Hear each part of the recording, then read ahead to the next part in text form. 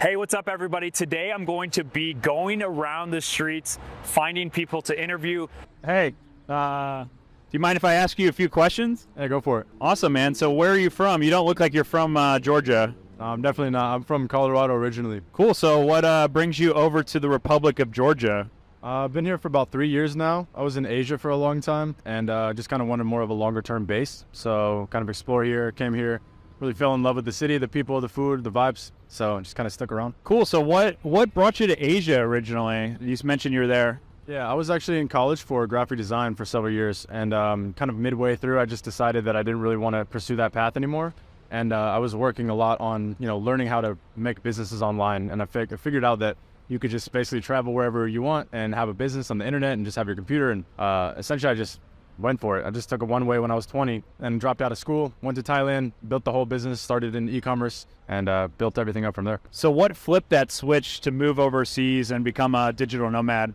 I would say just like ultimate freedom, just like what I wanted to do. Like I figured out that if I could make my own business and travel from wherever, just like basically have my own business on the computer and blah, blah, blah, I would have the freedom to do what I wanted and essentially just like control my entire work days and meet the people that I wanted and live wherever I wanted. And that was a really big appeal to me. So it kind of outweighed what I was doing at the moment and seemed like a faster path to learn quicker and things like that. So how did you make your first dollar online? First dollar on the internet was from my drop shipping store that I'd created. I was selling like large wine refrigerators online, like $2,000 machines.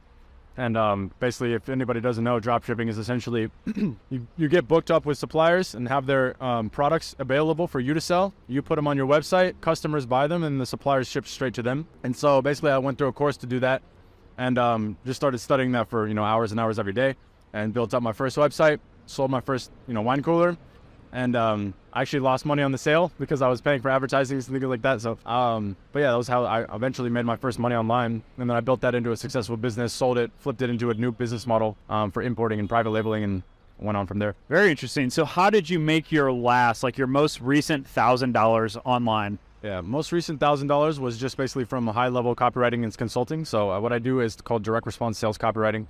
So essentially, all the copywriting that I or my team is producing is like a direct response, getting a direct response from the market, selling either like a webinar or something to opt into, get them down the sales funnel, buy a product, buy some services from someone or some business, and kind of basically creating the persuasive copywriting salesmanship in print, if you will, to do this for various niches like finance, tech, real estate, e-commerce, informational products, and more. And so how can somebody learn about copywriting and how to make money online with copywriting? So I would say just like diving into the most core books, the fundamental books that exist in this industry, even breakthrough advertising, scientific advertising, Claude Hopkins, anything by Dan Kennedy, anything by kind of the old school direct response heads who have been doing this for 100 years plus, and even making millions, hundreds of millions of dollars in the offline world before the internet, like Gary Halbert and David Ogilvy and all these advertising executives and things like that. I would say if you dive into the old materials like that, of course there's courses and YouTube channels and whatnot. I have my own channel, I have my own site. We can, I put a lot of content out on into the world over that, but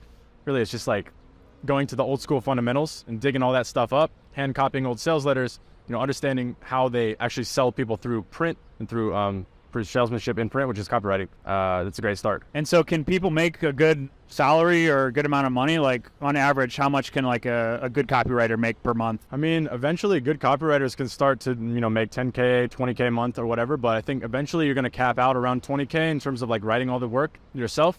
I would say, when I was at these levels, I just became way too busy and things were just way too packed in my schedules. You could make, let's say 3K, 5K on a sales letter or a package that you sell to a client, like a sales letter, sales page, VSL, plus some emails or something like that, let's say for a launch, right? That could be anywhere from, 3K, 5K, 10K up. Depends on who the client is and what the work you do it for them is. But then you start stacking those and you get 2, 3, or 4 of those or whatever. And then your client calendar is kind of packed for the month and you might be making 20 grand, but you're also working out like a one-armed paper hanger. So I would say it depends on how much you really want to do by yourself, how much of a lifestyle business you want to create, how much of a scalable company you would like to create, where your goals are. If you want to build a team out under you, what your lead gen processes look like, sales processes, closing people. It's a bunch of moving parts, so it really depends. But yeah, I mean, good copywriters can definitely make 6 figures on their own. What's your favorite thing about being an entrepreneur? Well, my 2 biggest life values are freedom and growth. And I think entrepreneurship gives me both of those things. And these 2 values feed into each other. So the more freedom that I have, the more growth that I'm able able to produce for myself, the more growth I produce for myself, the more freedom it gives me in turn. And so that whole cycle is very strongly fueled by entrepreneurship. And so what would you say is your least favorite thing about being an entrepreneur? I mean, man, it's hard. Like, it's really just a difficult uphill battle consistently. And like, you just have to have like extreme grit and will and determination to make it happen. You can have good lucky breaks. You can put yourself into a position where you get more lucky by, working harder, setting up your own opportunities, meeting people, building your network, building your skill sets. But yeah, it's just this constant, continuous, like uphill battle of like new skills, new levels, new challenges, new difficulties, setbacks, leap forward. There's a lot of things that go into becoming successful as an entrepreneur. And I would say, it's like the least favorite part is just sometimes, you're not going to feel like doing it every day. But I would say the end result outweighs the whole, present. And so how would you describe what you do in one sentence? I would say I write compelling words that persuade people to buy products and services that they are in need of. Fascinating. And so what would you say is your most controversial opinion? I would say one of my most controversial opinions, especially when it comes to business, is that persuasion is a powerful tool that can be used ethically, and that like it's actually not a bad thing to persuade people towards directions that you think that they will benefit from. And then sometimes, I'm not saying use shady, unethical tactics to knock people off the fence, but I am saying that sometimes people can be their worst enemy, their own worst enemy. And sometimes you got to get into their head a little bit by pulling some psychological triggers to get some keys to unlock or dominoes to fall down on a way to a decision path that you believe is ethically going to be very beneficial for their lives, right? Like, I don't sell any stuff that I don't believe in. I don't sell crap or like biz op opportunities or fast get rich quick schemes or like products that are gonna hurt people's health physically or anything like that. I don't sign with any of those clients. It's very like strong ethics there. But I will say that sometimes you have to put a story together. You have to create a path or a mission in someone's head to get them to buy into an idea and to push them off the fence for their own betterment and their own good. Because once they're on the other side of that and they actually take up application or implement the thing that you're trying to give them, their life will be better off for it. And I think a lot of people don't agree with that. So what would be a good example of an ethical persuasion technique? So I would say if you use storytelling to its maximum advantage and you're basically putting emotional triggers and like psychological persuasive tips or points inside the story that are going to get them knocked off the fence, you want to rile people's emotions up by converting them in the way that you're like looking to lead them to, right? And basically people don't make any decisions in a logical fashion. Their people are not rational as a whole. So people will like decide emotionally and then engage and logically convince themselves rationally, right? They will like justify it rationally after the fact. So essentially you have to get kind of through this very deep pit of their deepest wants and pains and navigate through all that stuff and know it better than they do.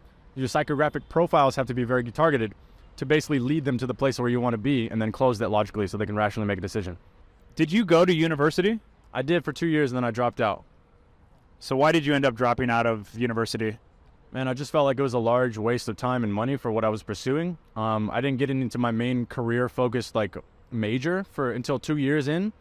The prior 2 years, I was doing like arts and like actual physical art things like painting and building structures and things like that, and then learning about Native American history and geology and all this stuff. And I was like, this is great, but it's not worth $10,000 a month or a semester for me, plus all this time that I'm creating, and I have like the full workload. But it's not challenging at all. I don't feel challenged. I'm an autodidact. I can teach myself. I can learn. I can read quick. And so then I figured out this other path online. I was like, well, if I could do that, that would be way more fulfilling for my freedom and my growth and potential. And I could learn faster and learn from mentors who would teach me the ways. And it was just a better path. So basically just stopped what I was doing and just pivoted 90 degrees. So what is one quick tip that you would have for somebody who's maybe considering going to university or going to be an entrepreneur? What would you recommend for them? I would say if you're going to go to university, you should probably pick a path that's a very clear career path that you're going to do, like that you still need university for these days. I'm not saying college is garbage or anything like that by any means, but if you're going to be a doctor or a lawyer, surgeon, something like that, it's a very clear outlined path where you're going to go and get your doctorate, your master's, whatever, and you're going to like use that, and it's going to pay off usually, especially with the market demand being high and the jobs that are going to be filled for that position. You should do something sequentially that makes sense to get to where you're going. And otherwise, if you don't know why you're going to college, you should probably just not. You should probably like take a year off to travel, save a few $1,000, just go around the world, see what you like, learn about yourself. And then, if you have an idea for an entrepreneurial business, start that, pursue that, read towards that, try to figure out those pieces. If you're already entrepreneurial minded, don't doubt yourself, just go through it and figure out the skills that you need to learn that are going to get you paid in the end. What is one tip that you have for somebody looking to start becoming an entrepreneur and making money online? Sure. I would say just like start reading everything that you can get your hands on. I was a big reader from an early age. Like I really hated it in high school, but then when I became kind of more like self, independent in terms of the learning that I wanted to pursue, I just started reading like voraciously. And that was one of the biggest hints that like helped me unlock a lot of like new knowledge that wasn't available to me prior.